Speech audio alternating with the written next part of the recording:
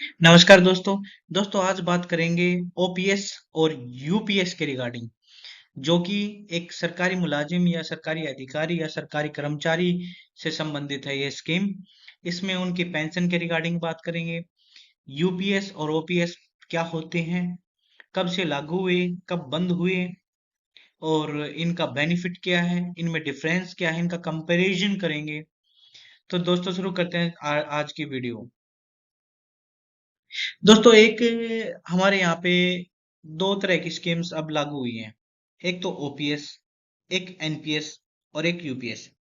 फिलहाल जो चल रही है वो है दो, ओपीएस और एनपीएस। ओपीएस ऐसी स्कीम थी जो कि बंद हो चुकी है, जिसका बेनिफिट अभी वो व्यक्ति उठा रहे हैं जो 2004 से पहले नौकरी में आए थे। जो 2004 के बाद जो नौकरी में आए उनके लिए ओपीएस की जो स्कीम है वो लागू नहीं होती, उनके ऊपर लागू होती है एनपीएस। अब एनपीएस क्या है और ओपीएस क्या है, यूपीएस क्या है? तो दोस्तों यूपीएस जो है वो अभी अप्रैल 2025 से स्टार्ट होगी, जो कि हमारी सेंट्रल गवर्नमेंट ने स्टार्ट की है। इसमें क्या खासियत है, क्या नुकसान है, उसके बारे में बात करते हैं। चलिए शुरू करते हैं। सबसे पहले बात करते हैं ओपीएस के रिगार्डिंग, यानी ओल्ड पेंशन स्कीम के रिगार्डिंग। दोस्तों ये जो स्कीम थी ये 2004 से पहले लागू की गई थी, यानी 2004 से पहले जो व्यक्ति नौकरी में आ गए, ठीक है ना, तो उनके लिए ये स्कीम जो थी एप्लीकेबल थी। अब 2004 के बाद जो व्यक्ति नौकरी में आए, सरकारी नौकरी में आए, उनके ऊपर ओपीएस लागू नहीं होती। अब इसकी खासियत क्या थी? दोस्तों इसकी खासियत, सबसे अच्छी खासियत यह थी जो लास्ट सैलरी होती थी, जो उसको मिली है लास्ट सैलरी, रिटायरमेंट से पहले की लास्ट सैलरी, उसका 50% उसको पेंशन के तौर पर मिलता था।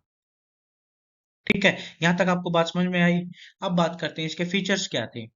दोस्तों यदि इसमें हम बात करें एनपीएस और ओपीएस में, तो एनपीएस में कंट्रीब्यूशन एम्प्लॉय को करना पड़ता है, जबकि ओपीएस जो थी, जो ओल्ड पेंशन स्कीम थी, उसमें एम्प्लॉय को किसी प्रकार का कोई कंट्रीब्यूशन नहीं करना पड़ता था।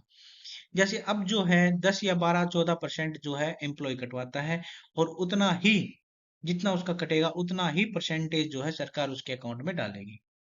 ठीक है, और उस पैसे को शेयर मार्केट में या जो भी है, जैसे शेयर्स ले लिए या किसी कंपनी में लगा दिए।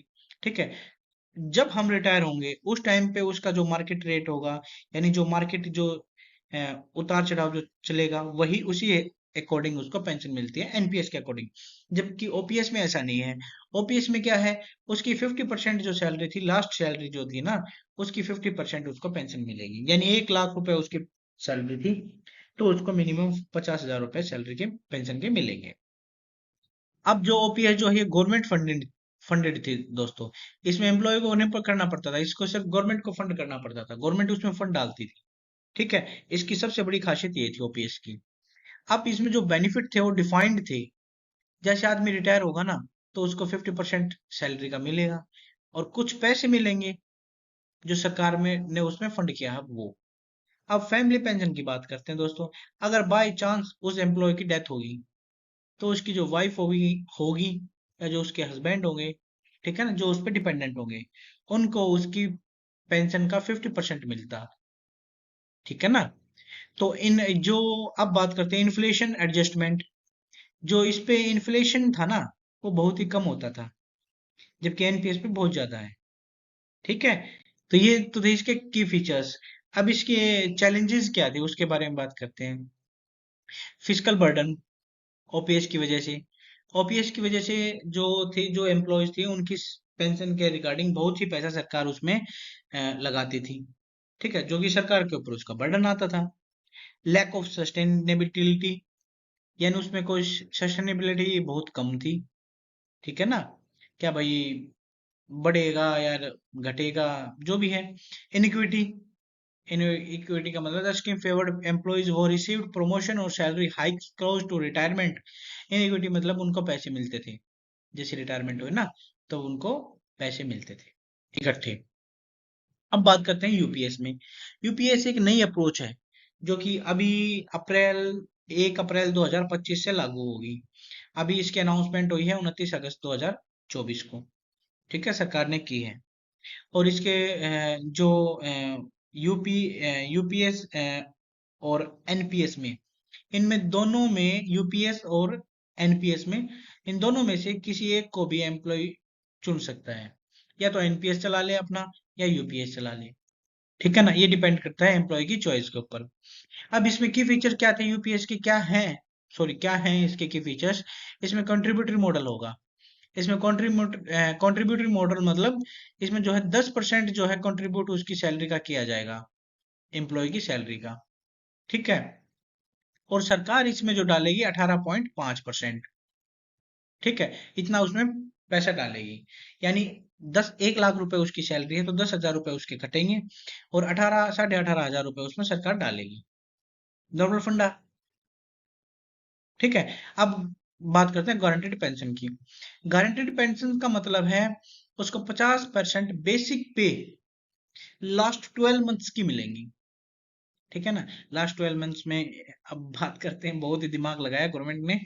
अब बात करते हैं, पहले तो थी 1 मंथ की, लास्ट वाले मंथ की, अब 12 मंथ। 12 मंथ में तो, लास्ट वाले मंथ में तो क्या होता था, मैक्सिमम जितनी सैलरी होगी उसको उतनी मिलेगी। अब 12 मंथ में जो है ना, उसकी घटे भी की, उसके इंक्रीमेंट भी घटे होंगे, एक दो घटे भी होंगे। ठीक है, तो डिसाइड किया जाएगा। ठीक है, तो उनका 50% मिलेगा, यानी पूरे लास्ट के 12 महीने की जो सैलरी उसको मिली है, उसका सारा निकाल के उसकी बेसिक की 50% निकाली जाएगी। अब मिनिमम पेंशन क्या है दोस्तों? मिनिमम पेंशन दोस्तों ये है, इसमें बहुत बड़ा झोल किया गवर्नमेंट ने। अगर कोई 10 साल से कम की सर्विस करेगा ना यूपीएस में, यानी उसने नौकरी की 9 साल, तो उसको कोई पेंशन नहीं मिलेगी। ठीक है। अगर उसने नौकरी की 10 साल, ठीक है, तो उसको मिनिमम 10,000 रुपए पर मंथ मिलेंगे, गारंटेड। ठीक है, 10,000 रुपए तो उसको मिलेंगे मिलेंगे। ठीक है। और अगर उसने 25 साल नौकरी की, तो उसको मिलेंगे 50%। ठीक है, जो कि गवर्नमेंट है 25 साल अगर नौकरी करें तो बहुत ही कम है आज के टाइम पे। पहले तो 18 साल के होते ही सरकारी लग जाते थे। अब जो है, अब तो बेचारे 35-35 साल के होके तैयारी करते हैं, उसके बाद जाके उनका सिलेक्शन होता है। तो बहुत ही कम चांसेस होते हैं 25% के, 25 ईयर्स जो कंप्लीट कर ले। मैक्सिमम 20-22 इतना ही रहेगा। ठीक है। अगर कोई बच्चा लग गया, मान के चलो 22-23 के में, तो वो 25 साल पूरा करेगा। ठीक है। अब enhanced family pension, enhance family pension कितनी थी जो उसको मिलती थी, सैलरी कितनी, 50%। ठीक है, इसमें 60% मिलेगी। 60% मतलब एम्प्लॉय की जो पेंशन होगी ना उसकी। ठीक है, जो एम्प्लॉय की जो पेंशन होगी उसकी 60% मिलेगी, यानी घटी उसमें से भी। ठीक है। अब बात करते हैं इन्फ्लेशन प्रोटेक्शन। अब इन्फ्लेशन दोस्तों, जब आप रिटायर हुए उस टाइम पे इन्फ्लेशन बहुत डाउन है, मान के चलो, जैसे कोविड-19 में हुआ था। ठीक है, कोविड-19 के दौरान जो मार्केट थी सारी डाउन हो गई थी। अगर ऐसी कोई सिचुएशन आ गई, तो फिर कैसे? तो ये सारा जो है, ये इन्फ्लेशन प्रोटेक्शन के रिगार्डिंग डिपेंड करता है। ठीक है। अब बात करते हैं लंप सम पेमेंट। जो लंप सम पेमेंट होगी ना, लंप सम पेमेंट मतलब उसको जो पैसे मिलेंगे, वो लंप सम के अकॉर्डिंग उसकी पेमेंट होगी। ठीक है। और कम इसका कंपैरिजन करते हैं यूपीएस और ओपीएस में। दोनों में क्या खासियत है, एक तो देखो 50% सैलरी होगी ओपीएस में। ठीक है। और लास्ट के मंथ की जो 50% होगी वो मिलेगी। जबकि इसमें क्या है, लास्ट के 12 महीनों की जो बेसिक पे होगी, ठीक है, उसके अकॉर्डिंग उसको सैलरी मिलेगी। और मिनिमम कितनी, मिनिमम अगर उसने 10 साल नौकरी की है, तो उसको 10,000 रुपये पर मंथ मिनिमम मिलेंगे। ठीक है, ये तो एक डिफरेंस ही था। एम्प्लॉय कंट्रीब्यूशन, ओपीएस में एम्प्लॉय को कोई कंट्रीब्यूशन नहीं करना पड़ता था, जबकि यूपीएस में और एनपीएस में उसको कंट्रीब्यूशन करना पड़ेगा। ठीक है। फैमिली पेंशन, फैमिली पेंशन उसमें 50% थी। ठीक है, और इसमें 60%, अगर उसकी डेथ होगी 60%। ठीक है ना, ये भी घट गई। अब बात करते हैं, ठीक है, इन्फ्लेशन भी घटता बढ़ता रहेगा। ठीक है ना, लेकिन वो जो इन्फ्लेशन के ऊपर डिपेंड नहीं थी ओपीएस, जबकि ये डिपेंड है। ठीक है। अगर दोस्तों ये वीडियो पसंद आई है, तो मेरे चैनल को सब्सक्राइब जरूर कर लें, और वीडियो पसंद आई है तो लाइक जरूर करें। जय हिंद, जय भारत।